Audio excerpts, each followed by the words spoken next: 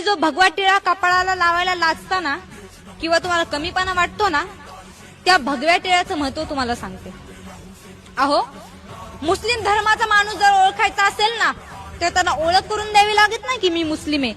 त्याच्या डोक्यावरची गोल टोपी पाहून आपल्याला लक्षात येतं की हा मुस्लिम धर्माचा माणूस आहे. एखाद्याच्या डोक्यावरची पगडी बघून आपल्याला लक्षात येतं की हा शीख धर्माचा माणूस आहे. एखाद्याच्या गळ्यामध्ये जर लॉकेट असेल तर आपल्याला कळतं की हा ख्रिश्चन धर्माचा माणूस आहे. पण आपण हिंदू आहोत याची ओळख आपण कशी करून देणार? याचं प्रूफ काय आहे तुमच्याकडे की तुम्ही हिंदू आहात?